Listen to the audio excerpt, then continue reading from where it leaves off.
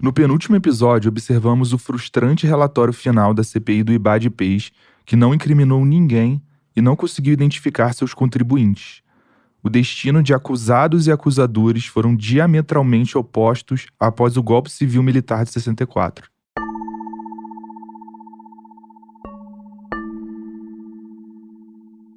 Os rins de José Nogueira paralisam e ele morre no dia 13 de março de 63.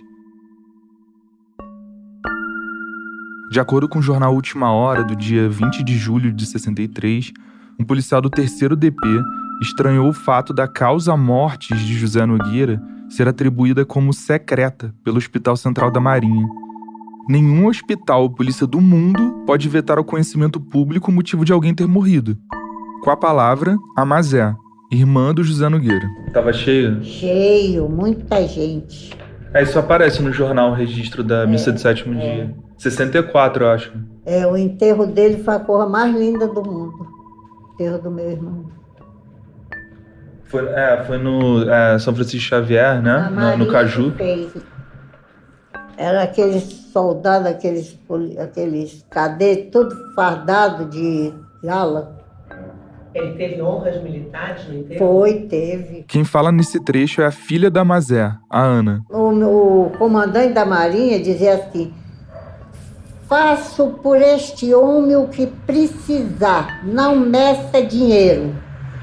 Este homem faz falta ao Brasil. Maria da Penha, mãe de José Nogueira, não foi no enterro. E como será que recebeu essa notícia lá em Mundaú? Como que ela viveu esse luto? O Marcílio Nogueira, que conviveu com ela, deu um relato sobre isso. No ano que ele faleceu, que ele foi assassinado, eu nasci. Então, eu já peguei assim, a história bem depois, né? E ela era muito triste. Ela falava demais do assassinato dele. E ela tinha as músicas. Essas músicas elas foram gravadas na época de gravador de fita, mas o que é? Vai fazer 59 anos, então não existe mais. Ficou assim, na minha memória, algum trecho das músicas dela, eram várias músicas. Ela contava que jogaram ele do 3º andar, mas ela dizia assim, mas tem Deus. Aí ela dizia, mas aí eu tirei essa modinha. Aí é porque eu me lembro assim, a minha dicção é péssima e ainda estou gripado para piorar. Era mais ou menos assim: vai, saudade, diz ao meu passado que eu não esqueço e que meu presente é tão cruel quanto eu padeço. Deus do céu, deu-me este martírio para eu sofrer. Essa era uma música, eram várias músicas assim tristes, né? Que ela mostrava a grande dor que ela sentia com a perca do filho, né?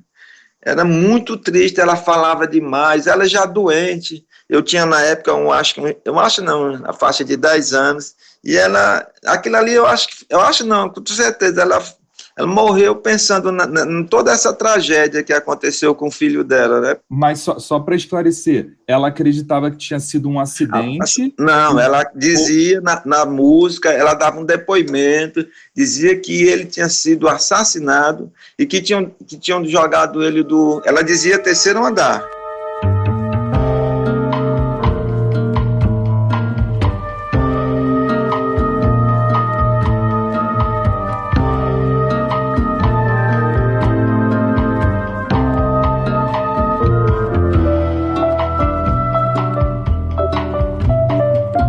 Meu nome é Rafael Alberti e esse é o Espião Silenciado, um podcast produzido pela HD1 e que faz parte da série de não ficção Resgate, que traz à tona casos abafados da história do Brasil.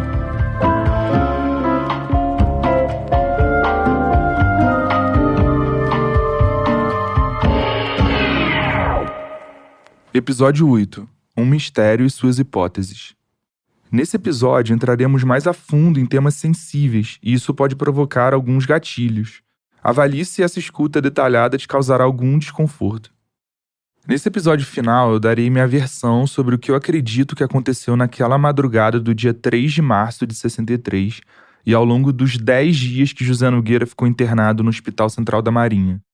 Em 2022, completam 12 anos que eu pesquiso o caso e eu deixarei bem explicado o que se pode afirmar sem sombra de dúvidas nessa história e o que são apenas possibilidades. Uma coisa é certa, 3 hipóteses surgiram em 63 para tentar explicar a morte de José Nogueira, e eu analisarei cada uma delas minuciosamente. São elas o suicídio, acidente ou assassinato. Começaremos pela hipótese do suicídio. Havia algum motivo para o José Nogueira acabar com sua vida naquele fatídico 3 de março de 63?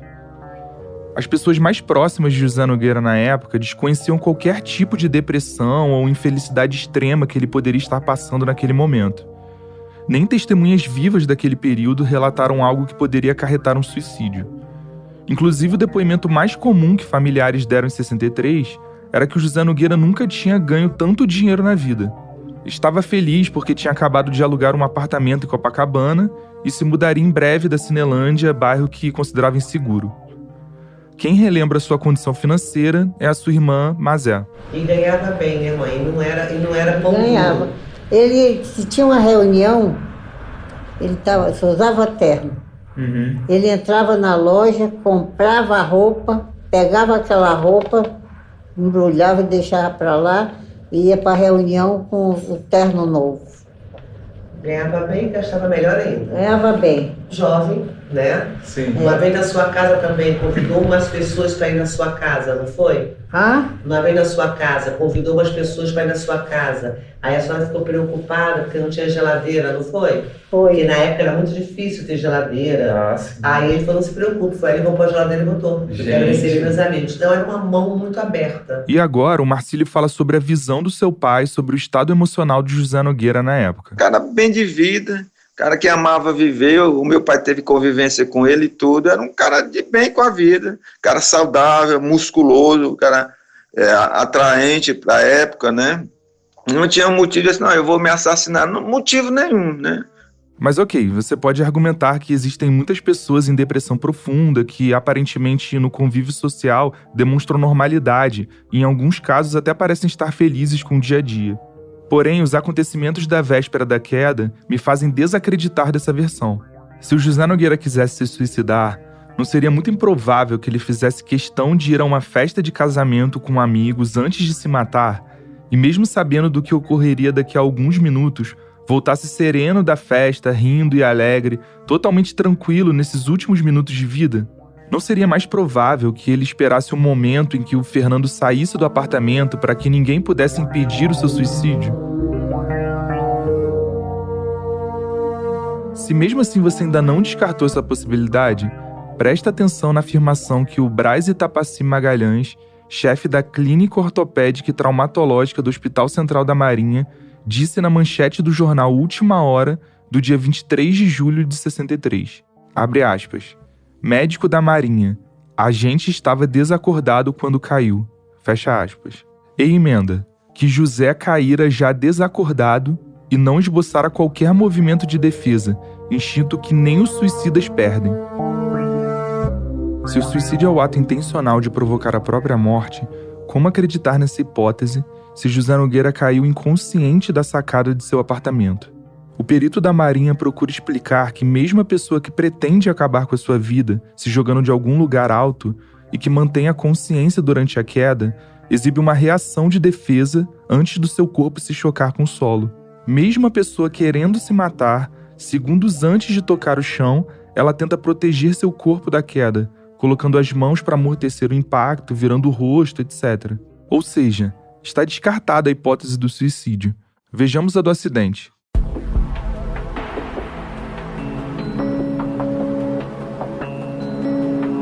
A hipótese de acidente foi a conclusão da Polícia Civil ao arquivar o caso um dia depois da queda. A justificativa de simples queda foi baseada no depoimento que Fernando Macedo, aquele que dividia a moradia com José Nogueira, deu aos policiais dentro do apartamento minutos depois da queda e no 3º Distrito Policial, no centro do Rio de Janeiro. O Fernando afirmou que o José Nogueira costumava beber uísque apoiado na sacada do apartamento depois que chegava do trabalho. E o depoimento de Fernando não é o único que fala sobre a relação do José Nogueira com a bebida. A Valéria, namorada do José Nogueira, relata o seguinte: e gostava de beber sim, não era alcoólatra, mas bebia e bebia bem. Sendo assim, ele teria escorregado e caído.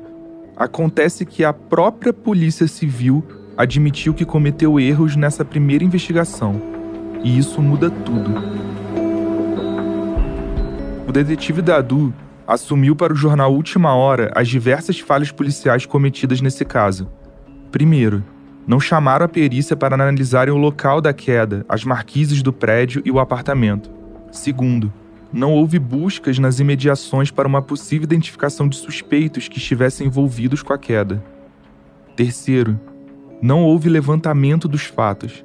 Na terça-feira, as investigações já estavam suspensas e o caso arquivado. E quarto, a polícia chegou na rua Juan Pablo Duarte, número 29, sem ser chamada. As primeiras inquietações que eu tive ao ler essas informações foram: por que a polícia teve tanta pressa em encerrar o caso? Ainda mais por se tratar da queda de um agente secreto da Marinha e jornalista investigativo. Isso não seria o suficiente para postergar as investigações por mais algumas semanas? Que investigador é esse que só colhe o depoimento de uma pessoa e reproduz a explicação dela como a conclusão do caso? Por que não desconfiar de Fernando, que foi encontrado dormindo no apartamento após a queda? Qual a probabilidade dele não ter escutado nada estando a poucos metros de José Nogueira? Por que no registro de ocorrência a polícia faz questão de colocar a frase "O senhor, Fernando Macedo no caso, é de inteira confiança da família"? Seria uma forma de querer forçar uma veracidade de sua fala? Como a polícia sabia que exatamente naquela rua havia acontecido uma queda a ponto de se deslocar até o local sem ser chamada pelas testemunhas? Parte da imprensa corroborou com essa versão. De acordo com a fala do detetive Moreno do 3º DP ao periódico O Jornal, de 31 de julho de 63, abre aspas, no afã de se salvar, José Nogueira teria tentado segurar a amurada e acabou impulsionando mais ainda o seu corpo para fora, fecha aspas. A tese do detetive Moreno era que José Nogueira, bêbado, sentou no parapeito da varanda com seu copo de uísque, se desequilibrou segundos depois e, antes de cair na rua, conseguiu se segurar na borda da sacada. No ímpeto de subir, ele não encontrou forças para tal e acabou impulsionando seu corpo para frente, caindo do outro lado da calçada.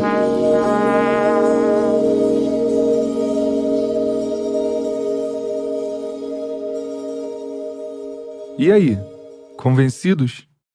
Os peritos da Polícia Civil e da Marinha não.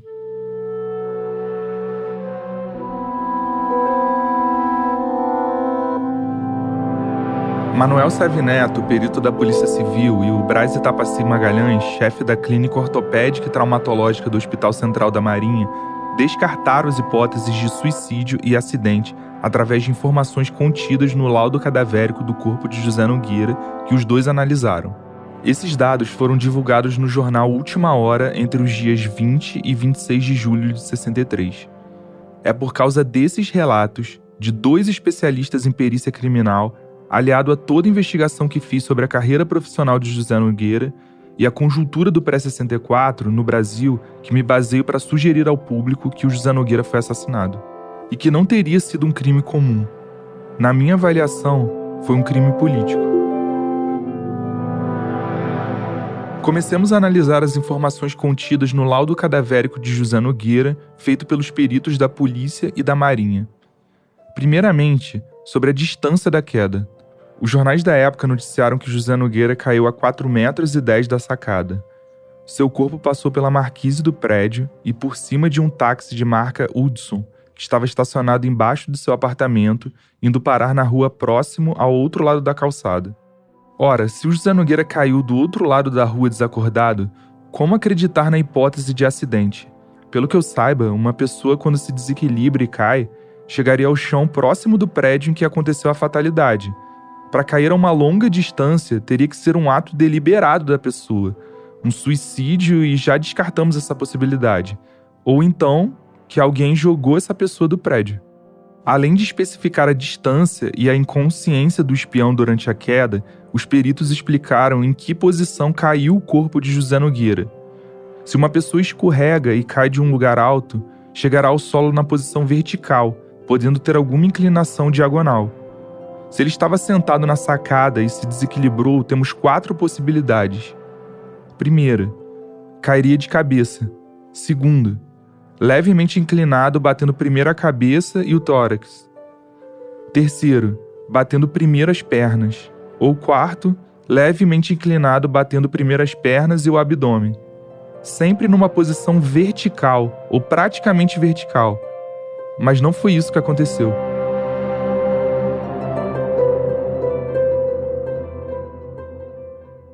O José Nogueira caiu desacordado e na posição horizontal, batendo a cabeça no chão, provocando lesões cerebrais.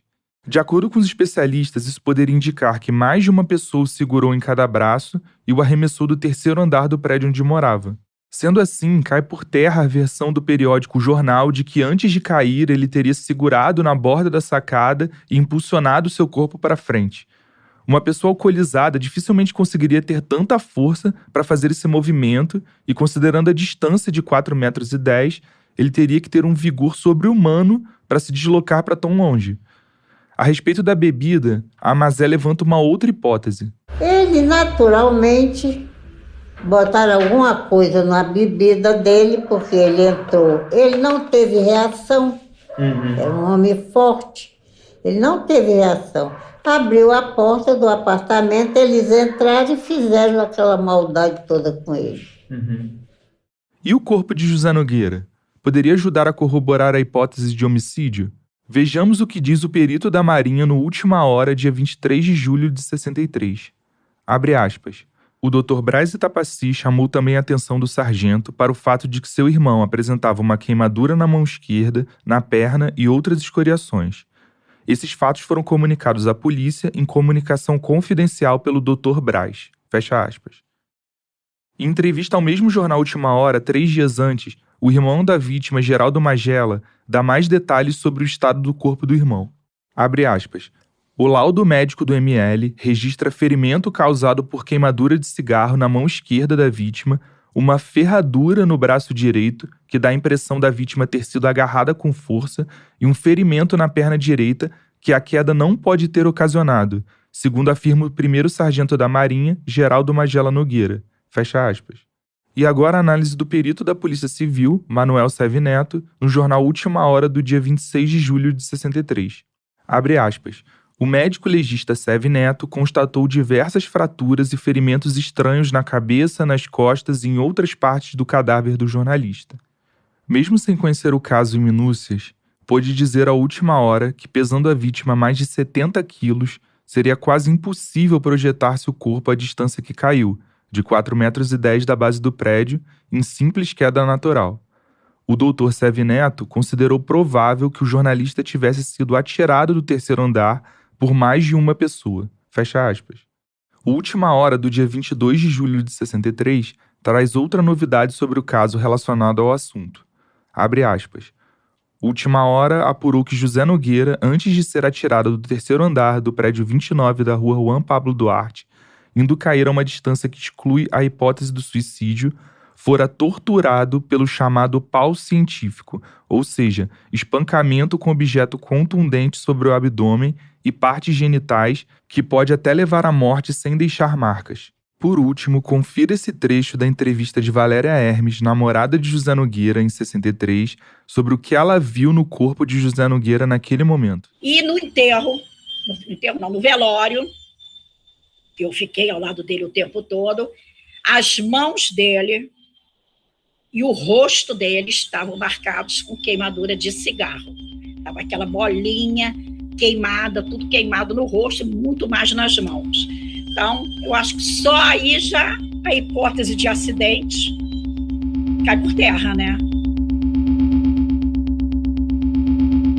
Se as informações do laudo cadavérico forem exatamente essas descritas pelos peritos e pelo irmão da vítima, não haverá qualquer dúvida de que José Nogueira foi torturado antes de morrer. Afinal, seria um método pouco eficaz se suicidar marcando seu corpo com cigarros acesos, nem se acidentar com ferimento na perna que a queda não ocasionaria. A explicação da tortura mais cabível diz respeito à capacidade de resistência de José Nogueira a tentativas de dominação corporal. Como já relatamos, o espião era extremamente forte e praticante de lutas marciais. Mesmo que houvesse mais de uma pessoa querendo lhe infligir mal e não tivessem armados ou em alguma condição que lhes dessem superioridade, o prejuízo poderia ser grande. Daí a minha hipótese de que 2 pessoas ou mais entraram no apartamento de José Nogueira para matá-lo ou capturá-lo e fizeram questão de queimar a luz da sala onde ele dormia para que isso dificultasse a reação do espião. Já deviam estar dentro do apartamento escondidos antes de José Nogueira chegar ou tiveram sua entrada facilitada por algum cúmplice, que poderia ser, mas não necessariamente, Fernando Macedo, o proprietário do imóvel. Imagino que houve luta corporal e que isso deve ter acordado a vizinhança. Foi espancado e provavelmente imobilizado e interrogado, pois somente isso explicaria as queimaduras de cigarro pelo corpo. Acho pouco provável que tenham apagado cigarros acesos nele com um espião desacordado. Até que um momento desmaiou devido às pancadas. 2 pessoas ou mais o pegaram em cada braço e pernas e o arremessaram da sacada para a rua. Isso explicaria por que o corpo foi tão longe da base do prédio.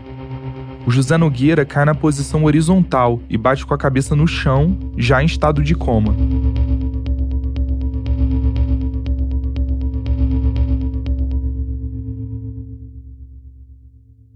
Mesmo que não seja essa riqueza de detalhes, a narrativa popular de Mundaú sobre a morte de José Nogueira seguiu a mesma linha de raciocínio.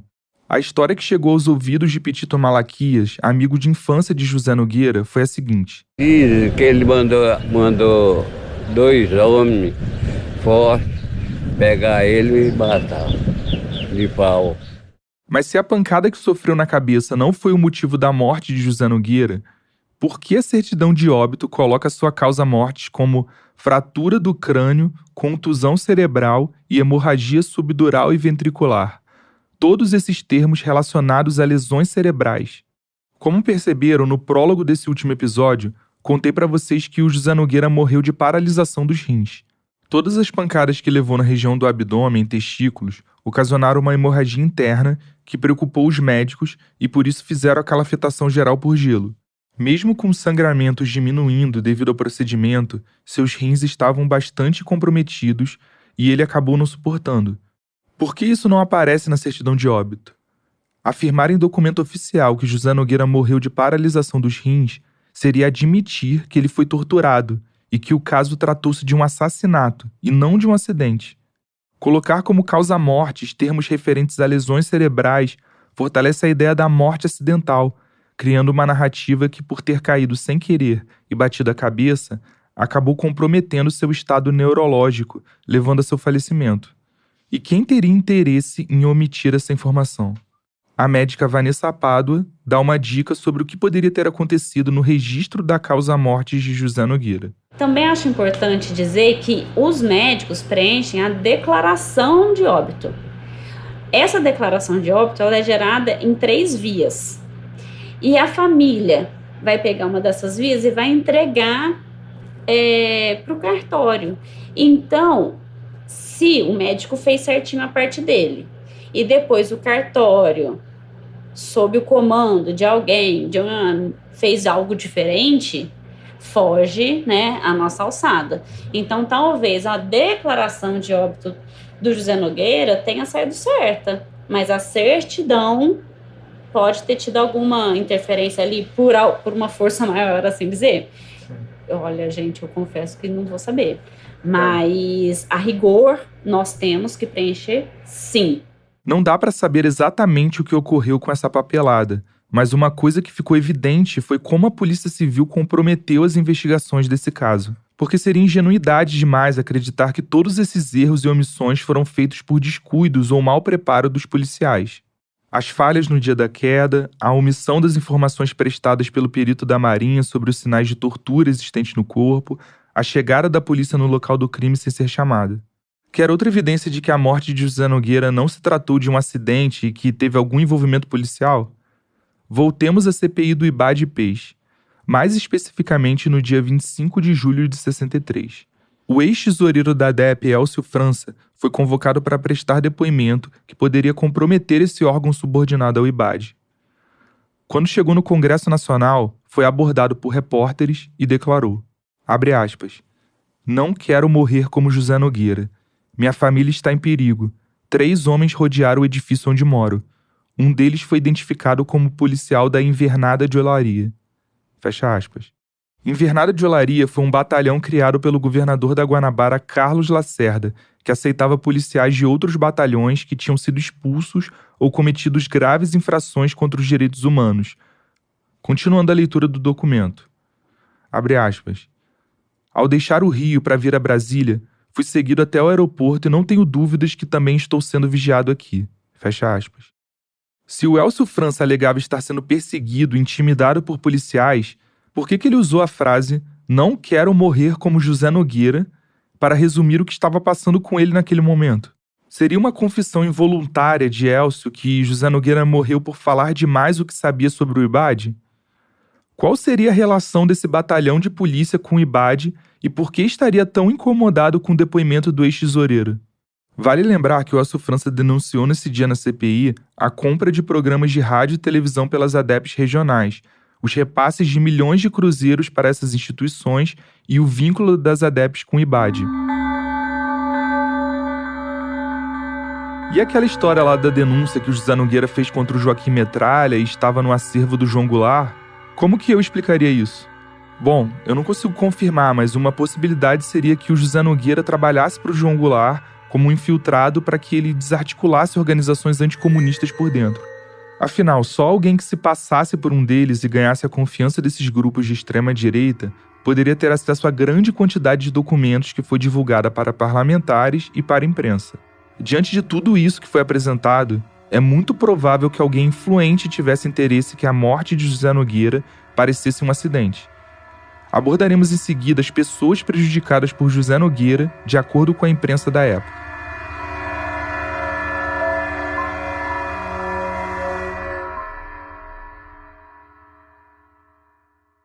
Advertência.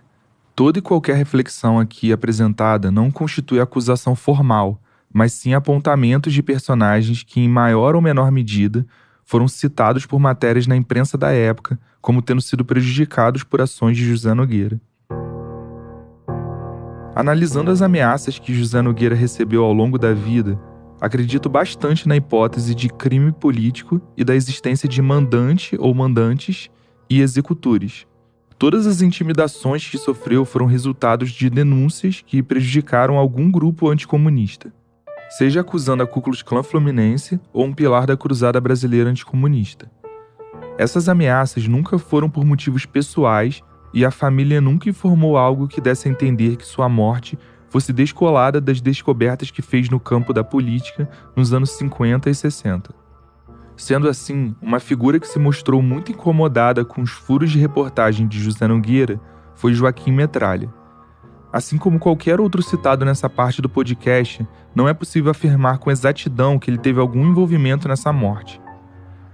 Ao que tudo indica, Joaquim Metralha e José Nogueira eram amigos. Como disse em episódios passados, a Mazé, irmã de José Nogueira, ao olhar uma foto dos dois em frente ao Museu do Ipiranga, afirmou para mim: esse era um grande amigo dele, o Joaquim. Em 2022, quando a conheci pessoalmente, revimos essa foto juntos e a reação dela foi a seguinte: eu tenho as fotos ali, tu quer ver de novo?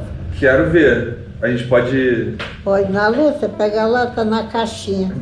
A primeira gaveta. Caramba, olha incrível. O tal que tu disse que é inimigo, que era inimigo dele, ó. Deixa eu ver. Joaquim,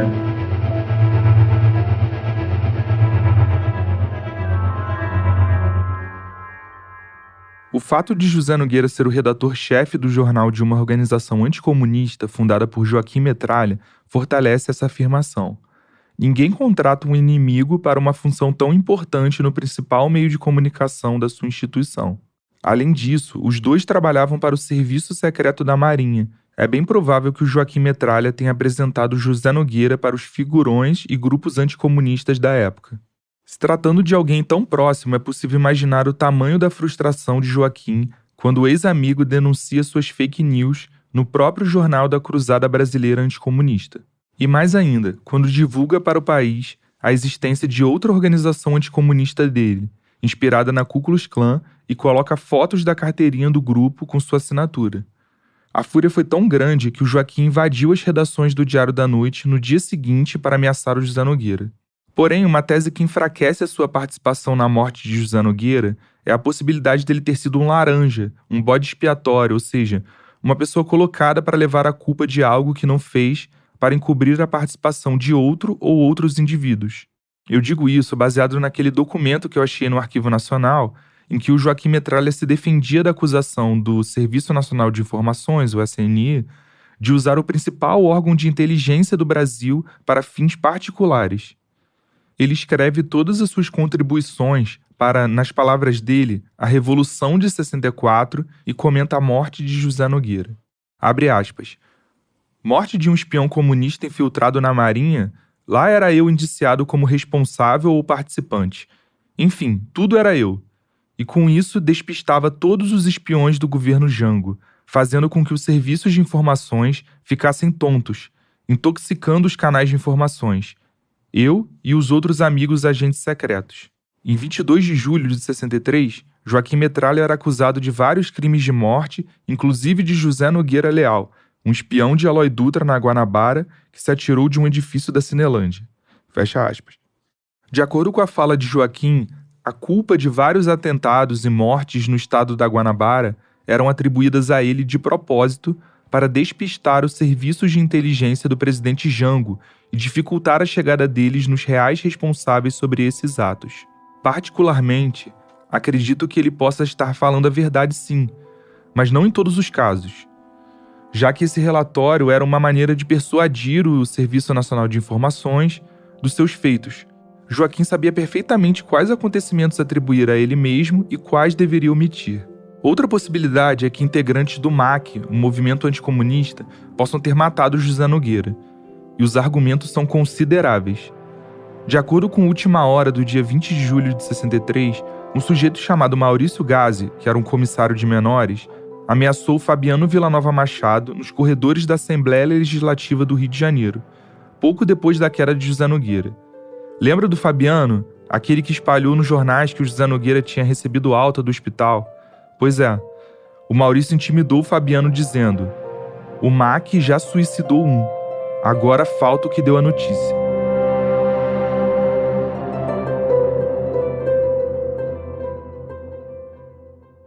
O que deu a notícia seria o Fabiano Villanova, por ter espalhado o boato da recuperação do espião.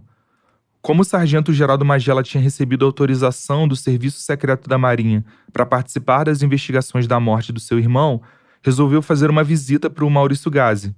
Ele disse que o seu colega de 8 anos, o tenente reformado Carlos Moreira de Araújo, tinha lhe revelado que o MAC participara do crime. O Geraldo Magela procurou o Carlos Moreira, que disse não conhecer o Maurício Gazzi. Para tirar a dúvida, o Geraldo Magela decidiu fazer uma acariação e colocou os dois frente a frente na sede do MAC. Eles confessaram que se conheciam e o Geraldo Magela ameaçou Carlos Moreira de morte caso comprovasse seu envolvimento com o crime. A partir daí, o Carlos Moreira passou a se esconder e andar armado. O Geraldo Magela alegou ao jornal Última Hora que conseguiu grampear o telefone do Carlos Moreira, que uma conversa com Maurício Gazzi teria afirmado: "Aquilo é o MAC, Gazzi. Eu fiz isso a pedido do pessoal." Quando foi depor no inquérito sobre a morte do irmão, no dia 29 de julho de 63, o Geraldo Magela pediu à Polícia Civil uma acariação formal entre o Carlos e o Maurício, que sabiam muito sobre o crime. A última notícia que eu encontrei sobre o inquérito foi justamente sobre o depoimento do Maurício Gazzi, no dia 17 de agosto de 63, porém a matéria não dá muitos detalhes sobre o que foi dito. Além desses acontecimentos, a entrevista do Eloy Dutra ao Última Hora, revelando os atentados que sofreu durante a CPI, pode dar outra pista do envolvimento desse grupo na morte do espião. Escute o que o deputado federal diz a respeito das últimas semanas de José Nogueira. Abre aspas. "Os atentados que estou sendo vítima vêm confirmar claramente os noticiários divulgados, segundo os quais foi a turma do MAC que matou o jornalista José Nogueira. O inquérito criminal, recorda-se, foi instaurado uns 3 meses após o fato. Além de vários indícios comprobatórios de que José Nogueira tinha sido vítima do MAC, agora que estou sendo vítima dos terroristas, não posso ter dúvida de que os nazifascistas o mataram. E na qualidade de meu informante, José Nogueira me disse muitas vezes que estava sendo ameaçado de morte pelo MAC." Falei com ele que a única coisa que poderia fazer era lhe oferecer a minha casa para morar. Ofereci, mas ele não aceitou e acabou morrendo. Fecha aspas. Eu perguntei também ao Segadas Viana, o enteado do líder do MAC, se essa organização seria capaz de chegar ao ponto de assassinar alguém como forma de intimidação política. Não, eu acredito piamente que o MAC era capaz de matar, especialmente o Ardolino. O Diário Carioca, de 21 de julho de 63, aponta que o José Nogueira criou muitos desafetos na Marinha por defender o então ministro da Marinha Pedro Paulo de Araújo Suzano. Esse é o mesmo Pedro Paulo Suzano que solicitou a transferência de José Nogueira do Hospital Souza Aguiar para o Hospital Central da Marinha. Era como se o Pedro Paulo Suzano mostrasse uma espécie de gratidão por algo que o José Nogueira tenha feito por ele, o que pode inclusive estar relacionado com o que irei contar agora. O jornal afirma que o Cordeiro de Farias, que era o chefe do Estado-Maior das Forças Armadas, e o Silvio Reck, ministro da Marinha no governo Jânio Quadros, estavam incomodados com a troca de oficiais feitas pelo Pedro Paulo Suzano e a retirada de alguns conspiradores anticomunistas do CENIMAR, Serviço Secreto da Marinha, que eram contrários ao presidente João Goulart. De acordo com a matéria, o chefe do serviço externo do CENIMAR, Francisco Lima, ou Chico Pinotti, que foi expulso da polícia de Pernambuco por Miguel Arraes, começou a tramar com seus aliados um isolamento do ministro Suzano de seu aliado Cândido Aragão, outro almirante leal a Jango. A ideia era enfraquecer o titular da pasta para que ele fosse retirado do cargo em seguida. José Nogueira teria descoberto a trama, inclusive imitando a voz no telefone de um importante general para poder tirar informações sigilosas do Cordeiro de Farias. Quando denunciou publicamente o complô, começou a receber ameaças de morte do Chico Pinotti. O que pesa contra essa matéria é que, além de ser a única que tocou nesse assunto, deixa vago qual seria esse esquema que o Silvio Reck e o Cordeiro de Farias teriam no Ministério da Marinha. Seria um esquema de corrupção? De indicação de apadrinhados nos quadros da Marinha? O jornal Diário Carioca não dá muitos detalhes e também não conseguia apurar a veracidade dessas informações.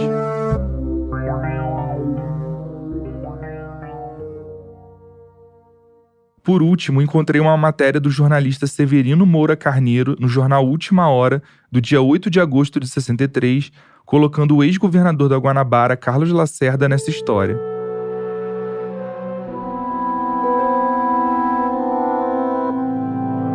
No dia 27 de novembro de 62, o Boeing 707-441 da Varig, que saía do Rio de Janeiro em direção a Lima, no Peru, se chocou contra um morro.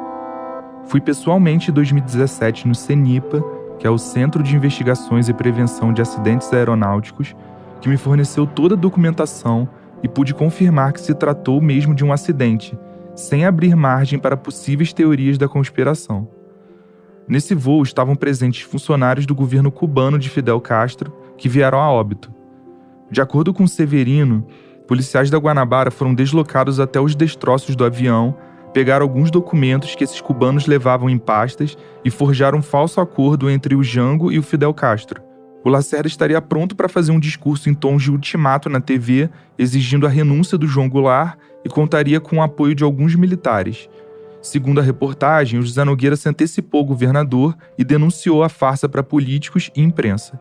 Porém, eu descarto essa suspeita, baseando-me no livro Tarzan de Castro, Vida, Lutas e Sonhos, a biografia de um ex-militante das Ligas Camponesas chamado Tarzan de Castro. Ele afirma que encontrou um diplomata cubano e contou sobre a formação de campos de guerrilha das Ligas Camponesas em Dianápolis, Goiás. O funcionário cubano pediu que fizesse um relatório para enviar para o Fidel Castro e o Tarzan concordou, desde que fosse criptografado. O diplomata pegou o relatório e entregou para o presidente do Banco Central cubano sem criptografá-lo. O presidente do banco entrou no Boeing, que ia em direção a Lima, e o avião caiu. A CIA encontrou o documento e vazou para a imprensa. Pouco tempo depois, a notícia saiu na revista Cruzeiro e o Lacerda fez discurso inflamado na Câmara dos Deputados, denunciando a infiltração comunista no Brasil.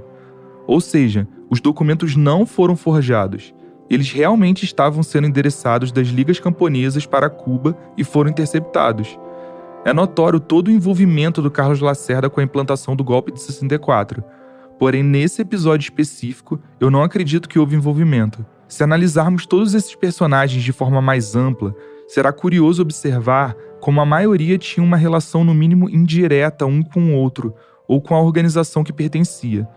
Eu batizei isso de circularidade relacional. O IBAD possui o mesmo endereço do movimento renovador da UDN, que tinha como principal político Carlos Lacerda, ao mesmo tempo acusado por um deputado de chefiar o MAC, que era o órgão liderado pelo Joaquim Metralha, que liderava organizações anticomunistas com Pena Bota, almirante da Marinha, instituição na qual atuava José Nogueira, que foi o principal informante da CPI do IBAD. Percebe por que há uma proximidade entre esses prejudicados por José Nogueira? Não são pessoas que estão desconectadas pessoalmente ou profissionalmente. Algumas até trabalhavam no mesmo lugar. Todos defendiam uma ideologia de direita. Todos conspiraram contra João Goulart no pré-64. Quer ver mais um exemplo?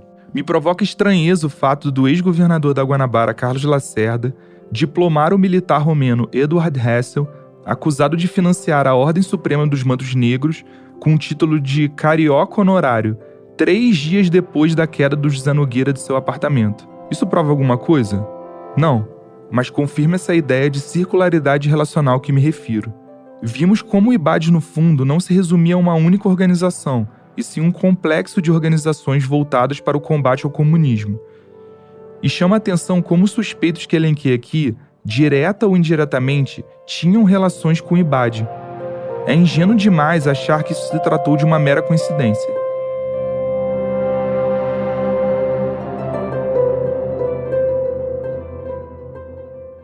Não sei se vocês tiveram a mesma inquietação que eu quando eu mencionei informações do laudo cadavérico do espião nas entrevistas dadas pelos peritos da Polícia Civil e da Marinha ao jornal Última Hora.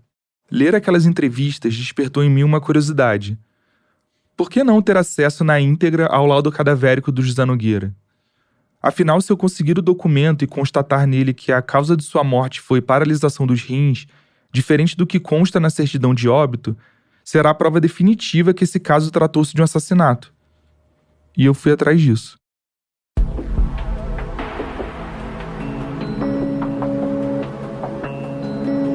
Eu me dirigi até a Praça Mauá, em um lugar chamado Ilha das Cobras. Foi um local de tortura durante a ditadura militar. Expliquei a história para 2 militares arquivistas que foram bem objetivas comigo. Não tinham autorização para dar nenhum documento, ainda mais para quem não fosse da família do pesquisado. Saí de mãos abanando da Praça Mauá. O próximo destino seria a Rua Mendes Sá, no bairro da Lapa. Quando cheguei no balcão do IML, o Instituto Médico Legal, na Lapa, me senti em um filme policial de Hollywood dos anos 80, com 2 policiais fazendo o primeiro atendimento no térreo. O primeiro falava em um tom baixo, dizendo que o arquivista do andar de cima ainda não tinha chegado, mesmo sendo umas 9, 10 horas da manhã, e que era melhor eu ir embora do que ficar esperando sem ter a certeza que iria conseguir. Ele me aconselhava educadamente a procurar em um outro local. Já o segundo levantou, enquanto eu conversava com o primeiro policial e se posicionou do meu lado direito. Perto do meu ouvido falava alto. Essa juventude petralha vem atrapalhar nosso serviço aqui e não sabe que é a gente que troca tiro com bandido no morro. Vem querer pesquisar papel de ditadura e não acredita no que a gente fala. Eu aleguei que se há uma possibilidade de conseguir o laudo após o arquivista chegar, eu esperaria o tempo que fosse necessário e que o PT nem existia na década de 60. Só que não adiantou. Eu saí do ML com as mãos frias e suando. E o suor não era só por causa do calor do Rio de Janeiro. Eu mudei a estratégia e procurei uma abordagem mais formal. Fui até a sede da chefia da Polícia Civil no Rio de Janeiro e me recomendaram escrever uma carta para o diretor solicitando acesso ao laudo cadavérico. Eu recebi como resposta que esse era um documento personalíssimo, acessível somente para familiares. Eu já tinha procurado todos os meios de diálogo para conseguir o laudo cadavérico de José Nogueira. Então me dei conta que tinha chegado a hora do conflito. Com a palavra, o historiador Paulo César Gomes. Em 2011, quando foi publicada a Lei de Acesso à Informação, que não à toa foi publicada e assinada pela Dilma no mesmo dia, na mesma ocasião em que foi publicada a lei que criou a Comissão Nacional da Verdade, e essa não é uma coincidência, foi um propósito, porque o Estado brasileiro está criando uma Comissão Nacional da Verdade, é preciso haver uma lei que dê acesso, dê possibilidades de trabalho a essa comissão. E essa possibilidade é o livre acesso à informação. Né? E essa lei foi um avanço imensurável para o Brasil, em termos de administração pública, em termos de cultura política e em termos mesmo de cidadania, né? Porque é a partir desses documentos que muitos de nós, pelo menos nós que trabalhamos com história, podemos reconstituir o passado de maneira mais fidedigna, e também muitas pessoas que foram vítimas desse regime de exceção, dessa ditadura, podem usar esses documentos para buscar garantir os seus direitos. Em 1º de setembro de 2017, eu processei a Polícia Civil por abuso de autoridade por não me conceder o laudo cadavérico de José Nogueira, baseando-me na Lei de Acesso à Informação 12.527/11. Nessa lei está bem explicado que não cola essa versão do laudo cadavérico como documento personalíssimo só acessado pela família do morto. Os incisos 2, 4 e 5 do artigo 31 explicam que não se pode exigir sigilo de informações pessoais por um período de 100 anos nos casos de realização de estatísticas e pesquisas científicas de evidente interesse público, no caso a dissertação de mestrado que eu escrevi sobre essa história, a defesa de direitos humanos, já que há fortes indícios de tortura em José Nogueira e que sua morte tenha sido um homicídio, e, abre aspas, a restrição de acesso à informação relativa à vida privada, honra e imagem de pessoa não poderá ser invocada como em ações voltadas para a recuperação de fatos históricos de maior relevância. Fecha aspas. O caso José Nogueira revela descobertas no campo das organizações anticomunistas e dos serviços de inteligência dos anos 60. E foi com essa alegação que eu consegui, em primeira instância, uma sentença da juíza Maria Tereza Pontes Gazineu, da 16ª Vara da Fazenda Pública, concedendo-me acesso ao laudo cadavérico de José Nogueira.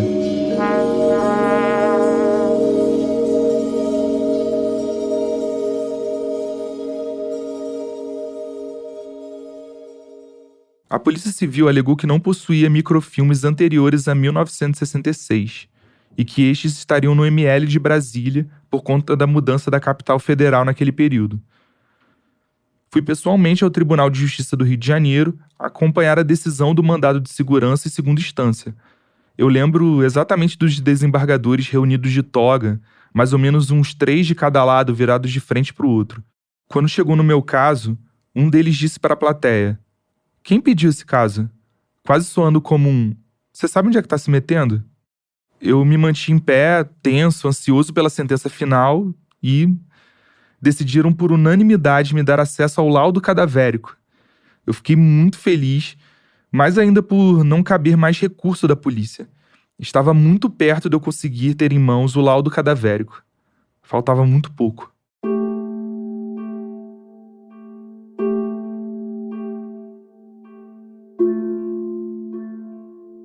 Saiu a resposta do ML de Brasília. Eles me telefonaram e disseram que o laudo não estava lá. Eu pedi que me desse uma resposta por escrito e fui acatado.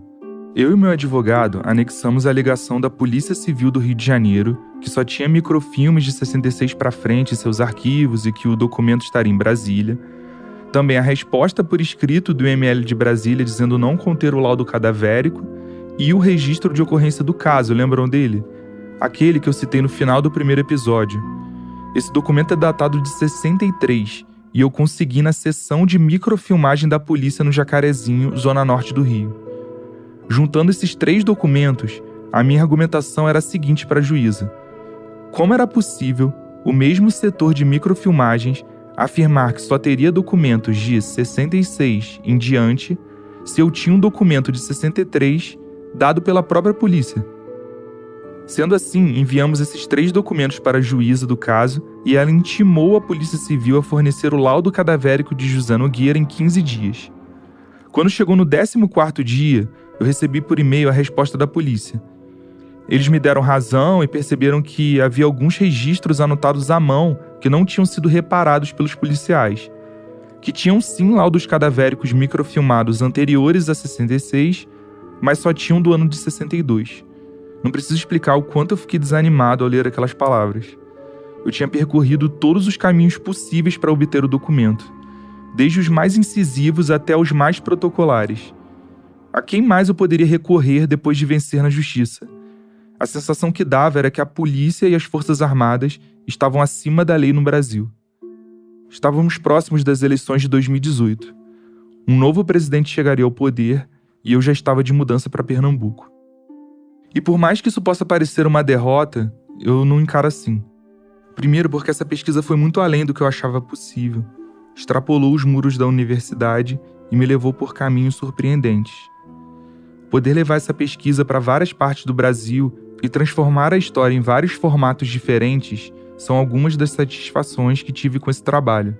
E um outro grande prazer é saber que o que eu descobri fez a diferença para a memória de uma família. Não, eu queria primeiramente parabenizar você pela sua obra, né, principalmente do O Espião Silenciado, que é o nosso objetivo aqui, e assim, parabenizar pela sua força, pela sua coragem também, né, de levantar um tema tão polêmico, de uma época tão obscura da nossa história. Para mim representa tudo. Muito bom. Obrigado. Eu que agradeço. Pela pesquisa que você fez, que estava tudo encoberto. Muito obrigado, Rafael. Eu te amo, viu? Também te amo. Muito obrigado, tá, Mazé? Isso aí é como se você tivesse feito esse trabalho para mim. O que eu comento com você, que para todos que quiserem ouvir, é assim, o prazer que você me deu, a satisfação que eu tive de você, de uma hora para outra, entregar um material que foram vários anos de interrogações na minha vida. A minha vitória na justiça pode gerar várias sementes democráticas no nosso país. A partir dessa decisão do Tribunal de Justiça, cada pesquisador que tiver seu direito de acesso a um documento relativo à ditadura de 64 negado, poderá usar esse ganho de causa a seu favor.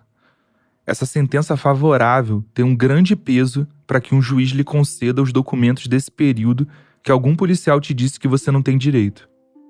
E se você ganhar essa causa e outras pessoas vencerem na justiça também, isso pode virar uma jurisprudência, fazendo com que o acesso a esse tipo de documentação se torne mais fácil. E quem sabe assim, de pouco em pouco, possamos garantir o direito inalienável no nosso país de memória, justiça, verdade e reparação.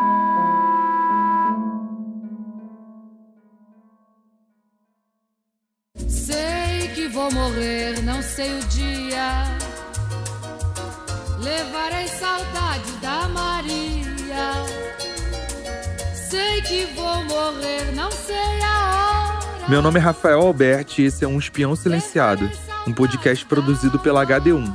Criador e apresentador Rafael Alberti, diretor Gus Lanzetta, roteiristas Vitor Garcia e Rafael Alberti, consultoria Sara Zoubel, editor Henrique Machado, trilha original Vitor Oliveira, produtor Elias Silva e produtores executivos Lídia Roncone e Guilherme Sagas.